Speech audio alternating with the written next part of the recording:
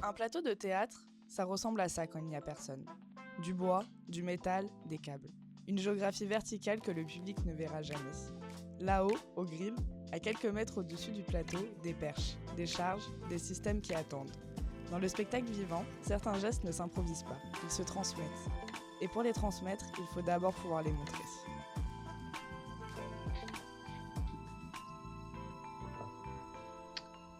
Alexis Quinet pour le tiré-lâché première.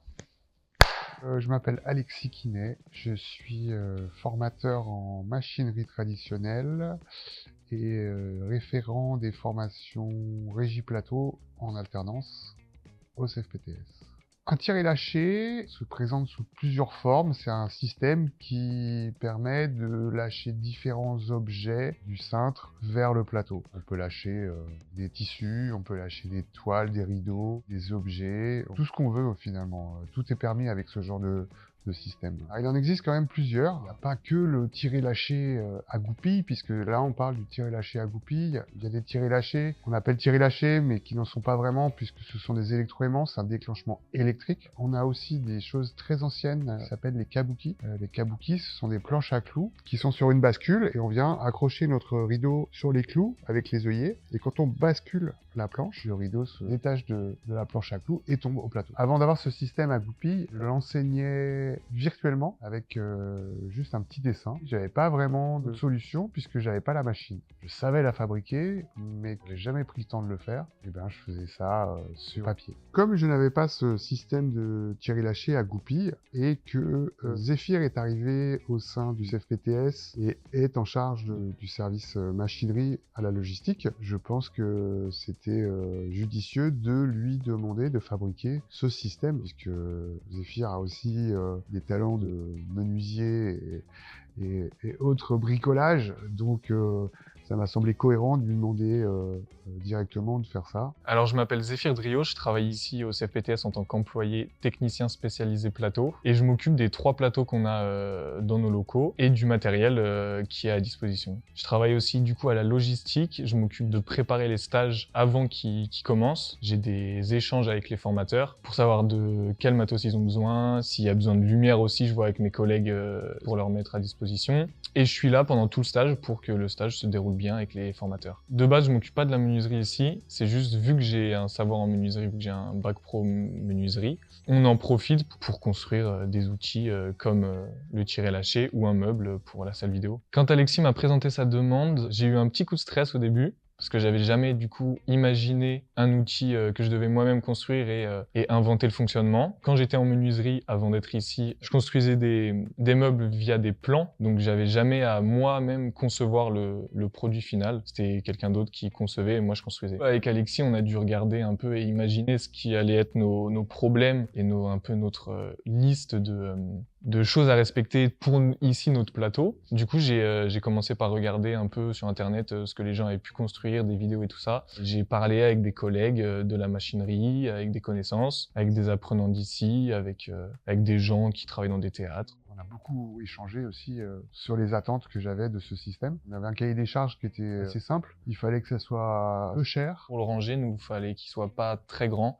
Il fallait que ça soit modulable. Ce qui était intéressant, c'était que les perches ici, nous, elles font 6 mètres de longueur. Donc, avoir un tiré-lâché entier qui fait 6 mètres, donc en 3 parties de 2 mètres, qui puisse s'accrocher à nos perches, et il fallait qu'il soit léger et démontable. J'ai proposé le petit chantier à Zephyr, le petit chantier entre guillemets, parce que c'est quand même tout un travail de réflexion, de conception, de partage. Tout simplement, j'ai repris le petit schéma que j'avais, parce qu'il est quand même assez simple, il est assez explicite. Alexis m'a fait un croquis quand il m'en a parlé, mais moi j'en ai pas fait, non. J'ai fait le prototype, j'ai vu toutes les erreurs que j'avais. Après, je suis passé à la construction. J'ai eu une version intermédiaire, au début pour garder les goupilles fermées. Je voulais mettre des élastiques, mais je me suis rendu compte que ça allait s'abîmer. Et le seul truc que j'ai changé pendant la construction, c'est le système qui tire toutes les goupilles. Je voulais faire ça avec une guinde, sauf que je me suis rendu compte qu'en faisant des nœuds à chaque goupille avec une guinde, il n'y avait pas la même tension entre chaque goupille, et du coup quand tu tirais la commande, toutes les fleurs ne tombaient pas en même temps. Du coup j'ai opté pour une élingue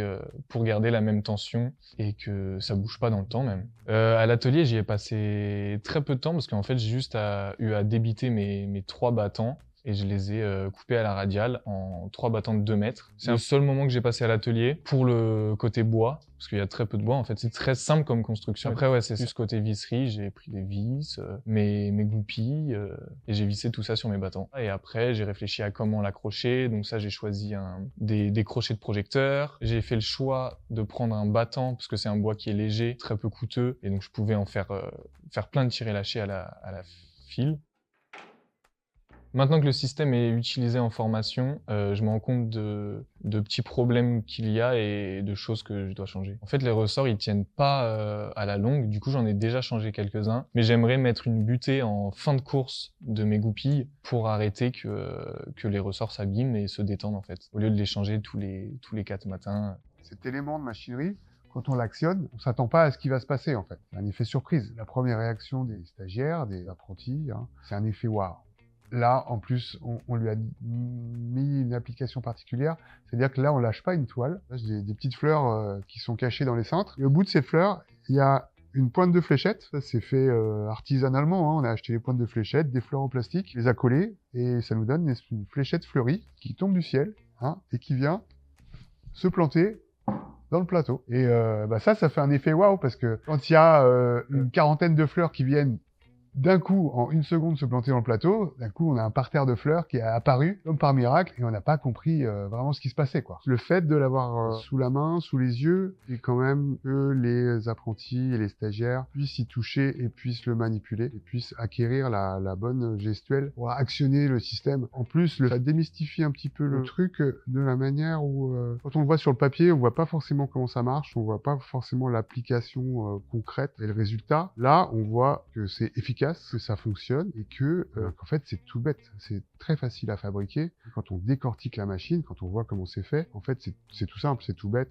C'est un système mécanique facile à reproduire. Ce système a également pour but pédagogique de montrer la dangerosité de l'affaire un peu, puisque là, quand on lâche des fléchettes au-dessus des gens et qu'on les installe, bien évidemment, là, on est en plein dans la prévention des risques. Ça apprend aussi aux apprentis, aux stagiaires, de sécuriser les installations. C'est-à-dire que quand on met en place les fléchettes, il faut baliser le plateau, sécuriser la zone pour que personne, au cas où il y ait un déclenchement intempestif, ne se prenne une fléchette à tête.